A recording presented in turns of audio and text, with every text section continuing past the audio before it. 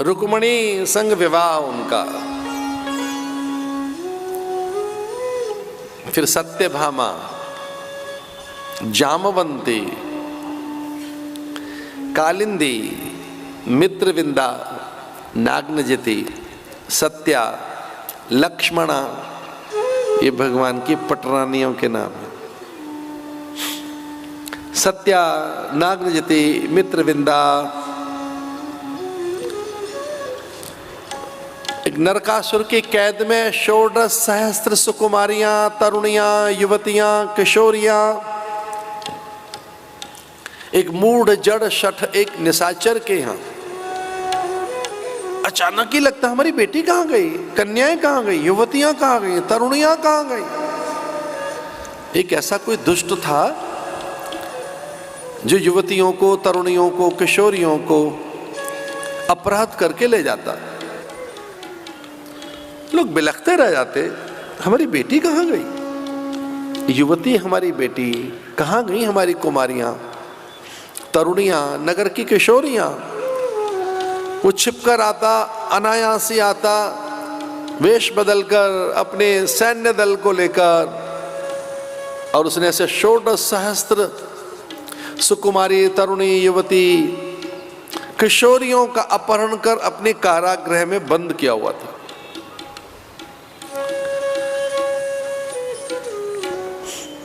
कोई कथा व्यास तो ऐसा कह रहे थे कि त्रेता की वो युवतियां थीं जो झरोके में झांककर राम को अपने पति के रूप में चाहते थे। युवतिन भवन झरोखन लागी, निरखई राम रूप अनुरागी। निरखई राम रूप अनुरागी, युवतिन भवन झरोखन लागी। संकल्प किया उन युवतियों ने कि हमारे यही पति बने, हमारा पति ऐसा ही हो, आप्त काम, पूर्ण काम, निष्काम, कोदंड पिनाक धारी राम। इतने सुंदर, सुशील, शीलवान, गुणवान, ये प्रज्ञावान, ये धनुर्धर जिसने ताड़िका का तारण, अहिल्या का उद्धार किया है, ये जो अहिल्या का उद्धार करके आया है, इतना ही तो जानती थी वे मिथिला पुरवासिनियां, वे युवती, किशोरी, तरुणियां। उन्होंने कहा इसने एक चट्टान अथवा एक शिला को नारी बनाकर अहिल्या उद्धार कर दिया हो, और मेरे धूल कण गिर पड़े उसकी देह पर, तो गंगा स्नान करके जो प्रायश्चित करता हो, जो इतना नारी का आदर करता हो, कि मेरे पैरों के रजकण, कुछ मृद कण इस शिला पर गिर गए, अच्छा नहीं है। चूंकि गुरुदेव ने कहा है, उनकी आज्ञा का पालन किया है मैंने नहीं किया है ये, और ये अच्छा नहीं हुआ है। अब गुरु की आज्ञा तो माननी होगी, पर कितनी कठिन आज्ञा दी गुरु ने। गुरु कितनी कठिन आज्ञा देते हैं। गौतम नारी श्राप बस, उपल देह धरि धीर, चरण कमल रज चाहती, कृपा चरण कमल रज चाहती, कृपा करो रघुवीर। ये आपके चरणों का ध्यान करती है, इसे स्पर्श कर लो, हाथ से नहीं, पैरों से। ये इसी के ध्यान में मग्न है, आपकी धूल ही चाहती है। भगवान की कैसी मर्यादा, भले ही चट्टान क्यों नहीं है पर नारी है ना, भले पत्थर क्यों नहीं बनी बैठी है पर नारी है। भगवान को दिख रही है, पत्थर थोड़ी है जो घर में बैठा है, वो परमात्मा है भाई, वो पीतल नहीं है, वो ठाकुर है। कहीं पीतल मांजते हो क्या सवेरे सवेरे दूध दही घी शहद से? ठाकुर है वो शालिग्राम पर जो दूध चढ़ा रहे हैं आप, दधिघृत, वो पत्थर है क्या? नर्मदेश्वर पर जो आप जल चढ़ा रहे हैं, पत्थर है क्या? कोई कह दे कि पत्थर पे पानी आप गिरा रहे हैं, आपको बुरा लग सकता है, भैया पत्थर नहीं है, महादेव है। तो जब तो मालूम है ना भगवान को कि पत्थर नहीं है, तो मैं इस पर मैं स्पर्श कर रहा हूं अपने पैरों से इसे। और ये जानती हैं मिथिलापुर वासिनियां, वो युवतियां, तरुणियां, इतनी मर्यादा में रहता है ये। मेरे जीवन में एक ही स्त्री आएगी। एक व्रत लिया, जानकी जी को जैसे ही देखा तो उनको देखकर शपथ ली उन्होंने, रघुवंशन कर सहज स्वभाव, मन को पंथ पग धरहि न काव, रघुकुल रीति सदा चली आई, प्राण जाए बरु बचन न जाए। हे सीते, चूंकि आपको देखते ही मेरा मन आप पर आ गया है, तो निसंदेह आप लक्ष्मी ही हैं और मैं नारायण हूं। एक परनारी पर मेरा ध्यान जा कैसे सकता है? इसलिए मैं शपथ खाकर कहता हूं कि मेरे जीवन में अन्य कोई दूसरी नारी कभी नहीं आएगी। जो इतनी मर्यादाओं में रहते हो, तो ऐसे मिथिलापुर वासिनियों ने मनी मन व्रत कर लिए। ऐसा ही पति होना चाहिए। कितनी मर्यादा, कितना शील संयम, कैसा सदाचार, कैसी नैतिकता। वो अजानुबाहु नीलांबुज श्यामल कोमलांगम, सुपर्णखा जिसे देखकर ये कहती हो कि सर्वथा हितैषी है। खरदूषण ने जिसे देखकर मनीमन प्राश्चित किया हो कि किस पर बाण चला रहे हैं।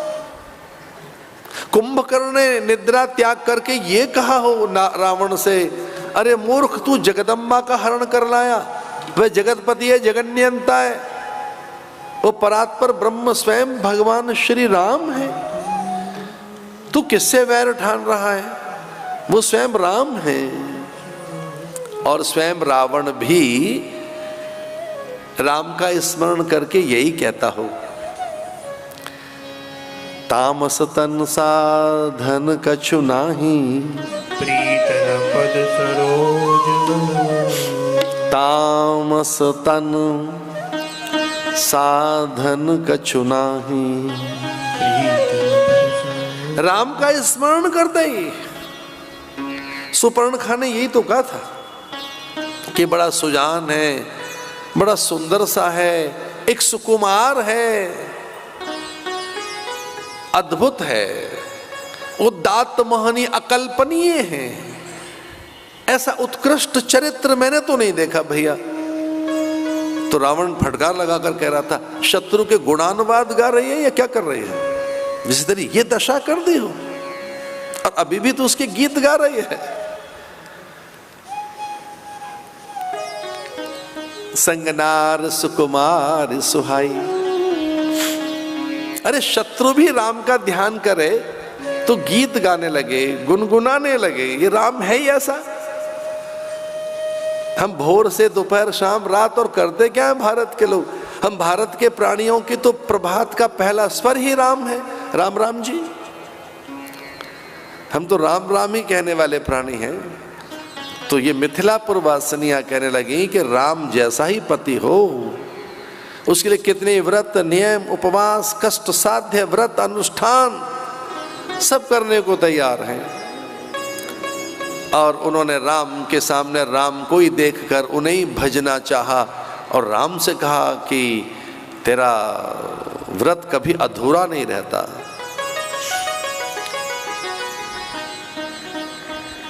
जे इच्छा करहु मन माही, हरि प्रसाद कछु दुर्लभ नाही। तुझे पाना चाहते हैं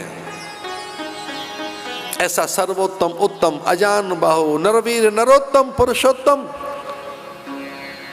ये अकाम आप्तकाम पूर्ण काम, ये दिव्य सनातन पुरुष जो प्रथम पुरुष है, इसलिए राम तुझे पति बनाना चाहते हैं। अब राम ने कहा ठीक है, इच्छा पूरी होगी, लेकिन अब नहीं, द्वापर में। और इस प्रकार से 16 सहस्त्र सुकुमारियां नरकासुर के कैद से मुक्त कराई भगवान ने। सबने उनकी उपेक्षा की, उपहास किया, तिरस्कार किया, प्रताड़ित करने लगे, पीड़ित करने लगे, तू कारागृह में होकर आई है, परपुरुष के पास बैठकर आई है। वे सब समुद्र में डूबकर मर जाना चाहती थी। इससे पहले ही भगवान ने कहा चलिए द्वारिका, और सबके वहां हिस्से सुरक्षित हैं। इतना सम्मान हो, वैभव हो। और कभी ऐसा करके देखना, आप कभी करना, जब पदार्थों की प्रचुरता हो, वस्तुओं की बहुलता हो, जब अधिक मान सम्मान हो, दिग्दिगंत में धूम और यश विस्तार हो, सकल आर्थिक अनुकूलताएं आपके हाथ लग गई हैं और पारलौकिक सामर्थ्य भी आपके आसपास दिखाई दे, तब ऐसे में एक काम करके देखिए, अपनी चीजों को बांटना, उन तक पहुंचाइए जहां उनकी कल्पना भी नहीं। दिवाली जरूर घर में मनाओ, जरूर घर सजाइए, कोने कोने में दीप जलाइए, पर किसी दिन चुपके से कुछ पल के लिए किसी विपन्न के घर भी चले जाओ, एक दिया झोपड़ी में भी जला कर आओ, एक दिया। थोड़ी मिष्ठान वहां भी पहुंचाओ, वस्तुएं, पदार्थ, इससे पहले कि ये सारी चीजें फेड हो जाएं, आउट ऑफ डेट हो जाएं, आउट ऑफ फैशन हो जाएं। कुछ लोग तो महारथी ऐसे हैं, एक्सक्लूसिव आप ही के लिए बनवाइए, और ऐसे कस्टमाइज हो रही हैं बहुत सी चीजें। कितने वस्त्र, कितने परिधान, कितने आभूषण, कितने वाहन,